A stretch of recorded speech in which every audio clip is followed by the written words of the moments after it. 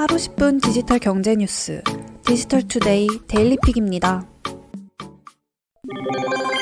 국내 대표 전자상거래 기업 쿠팡이 미국 뉴욕 증시 상장 절차를 밟습니다. 쿠팡은 지난 12일 클래스 A 보통주 상장을 위해 미국 증권거래위원회에 상장 신고서를 제출했다고 밝혔습니다. 상장될 보통주 수량과 공모 가격 범위는 아직 결정되지 않았습니다. 쿠팡은 나스닥이 아닌 뉴욕 증권거래소에 상장하게 됩니다. 종목 코드는 CPNG로 상장한다는 계획입니다. 쿠팡은 아직 목표 주가는 공개하지 않았습니다. 쿠팡 상장은 2014년 중국 알리바바 홀딩스 이후 미국 밖 기업의 뉴욕 증시 상장 사례로는 최대 규모로 꼽힙니다. 2020년 쿠팡 매출은 13조가 넘는데요. 쿠팡은 2016년 소프트뱅크로부터 10억 달러, 2018년에는 소프트뱅크가 운영하는 비전펀드에서 20억 달러 투자를 유치했습니다. 이외에도 글로벌 대형 자산 관리 업체 블랙록, 실리콘밸리 벤처 투자 회사인 세콰이어 캐피털, 억만장자 빌 아크먼 등이 쿠팡에 투자했습니다.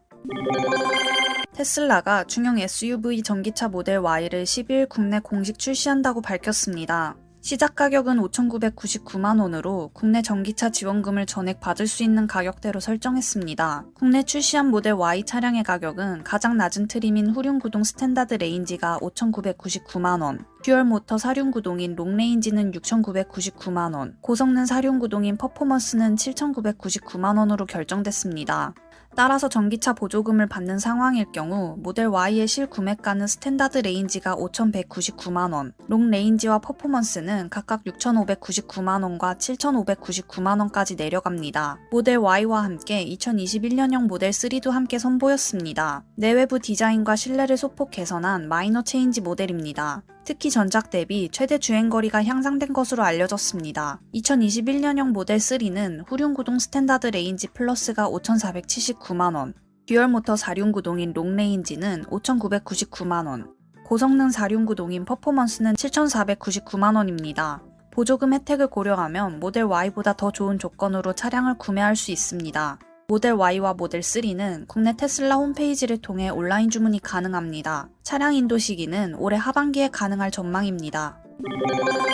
세계 1위 완성차 기업인 폭스바겐이 마이크로소프트와 손잡고 차세대 자율주행차 시장을 공략합니다. 폭스바겐은 이미 마이크로소프트와 커넥티드카 분야에서 MS의 애저 클라우드를 활용하는 제휴관계를 구축한 바 있습니다. 이를 자율주행 시스템 개발에도 확장한다는 결정이죠. 폭스바겐은 마이크로소프트의 소프트웨어 기술과 애저 클라우드 컴퓨팅을 결합해 진보된 자율주행 플랫폼인 ADP를 개발합니다. 자율주행 시스템 개발과 적용에는 엄청난 양의 데이터 관리가 필수적입니다. 폭스바겐은 자율주행차 개발에 필요한 컴퓨터 파워와 AI, 데이터 처리에 마이크로소프트의 도움을 받을 예정입니다. 자동차 자체를 관리하는 소프트웨어 아키텍처와 각종 애플리케이션은 폭스바겐이 주도합니다. 자동차 회사와 IT 기업의 협력은 이번이 처음이 아닙니다. GM이 이미 마이크로소프트와 협력 관계를 구축한 바 있으며 포드 역시 최근 구글과 협력해 커넥티드카 시장을 일궈나가겠다고 밝힌 바 있습니다. 페이스북이 안드로이드 기반 스마트워치를 개발 중이라는 외신 보도가 나왔습니다. 보도에 따르면 페이스북이 개발 중인 스마트워치는 사용자가 페이스북 서비스를 사용해 메시지를 보낼 수 있게 합니다. 건강 및 피트니스 기능도 제공합니다. 페이스북의 스마트워치 시장 진출은 스마트폰 이후 차세대 컴퓨팅 플랫폼을 통제하려는 마크 저커버그 페이스북 CEO의 목표에 보다 가깝게 다가설 수 있도록 해줄 것이라고 디인포메이션은 전했습니다. 최근 몇 년간 페이스북은 개인 사용자용 하드웨어 시장으로 영토를 확장했습니다. 오큘러스 VR 헤드셋과 가정용 화상통화기기인 포털 제품군을 선보였습니다. 스마트워치 시장에 뛰어들 경우 페이스북은 애플, 화웨이, 지금은 구글이 소유하고 있는 핏비트 같은 회사들과도 직접 경쟁하게 됩니다. 특허청은 AI 기술이 적용된 상표, 디자인 이미지 검색 시스템을 개발해 15일부터 심사, 심판 업무에 활용한다고 밝혔습니다. 이미지 검색 시스템의 주요 기능은 출원된 이미지와 선행 등록된 이미지들을 비교한 검색 결과를 유사도 순으로 정렬해 보여주는 것입니다. 상표, 디자인 심사관들은 심사건당 수천 건의 이미지를 맨눈으로 검색해야 했지만 시스템 개통으로 검색에 걸리는 시간을 대폭 줄이고 심사의 정확도도 높일 수 있게 됐습니다. 특허청은 지난해 서면 문서 전자화, 해외 특허 문헌 번역, 특허 도면 부호 인식에 AI 기술을 적용했으며 올해는 대민상담 챗봇, 지능형 특허 검색 및 자동 분류 등을 개발 중입니다. 만기 40년짜리 초장기 주택담보대출 상품이 올해 안에 나옵니다. 청년과 신혼부부에 우선 도입됩니다. 보금자리로는 소득 연 7천만 원 이하, 주택가격 6억 원 이하 등의 조건에 부합할 때 받을 수 있습니다. 같은 요건을 충족하는 청년과 신혼부부가 초장기 정책 모기지도 이용할 수 있다는 말이죠. 금융위원회는 올해 안에 준비가 완료되는 대로 조속히 도입해 많은 청년과 신혼부부가 정책의 혜택을 볼 수 있도록 준비하겠다고 설명했습니다. 금융위는 이와 함께 청년 전 월세 대출 지원을 확대할 방침입니다. 이는 만 34세 이하 청년에게 2% 초반 금리로 7천만 원 이하의 보증금과 월 50만 원 이하의 월세를 지원하는 상품입니다.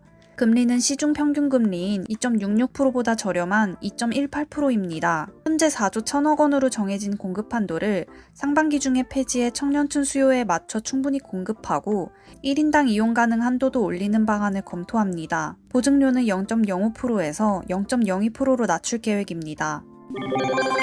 중앙재난안전대책본부가 코로나19 방역을 위한 사회적 거리두기를 수도권은 2단계, 비수도권은 1.5단계로 한 단계씩 낮췄습니다. 다중이용시설의 영업 제한 조치도 해제 또는 완화했습니다. 거리두기가 2단계로 완화되는 수도권에서는 영화관, PC방, 오락실, 놀이공원, 학원, 독서실, 대형마트 등 다중이용시설에 대한 영업시간 제한이 완전히 풀립니다. 식당과 카페의 영업시간 제한은 오후 9시에서 10시로 1시간 연장되고 그 이후로는 포장, 배달만 가능합니다. 결혼식과 장례식장 인원은 100명 미만으로 제한됩니다. 현행 2.5단계에서는 50명 미만으로만 모일 수 있었습니다. 스포츠 경기장은 수용 인원의 10%까지 관중을 받을 수 있습니다. 정규 예배나 법회, 미사 등 위험도가 낮은 종교 활동을 할 때 수용 가능한 인원도 전체 좌석수의 20% 이내로 늘어납니다. 1.5단계로 낮아지는 비수도권에서는 식당, 카페에 대한 영업시간 제한도 풀립니다. 다만 5인 이상 사적 모임 금지 조치는 당분간 유지됩니다. 이번 거리두기 조정안은 오는 28일 밤 12시까지 적용됩니다.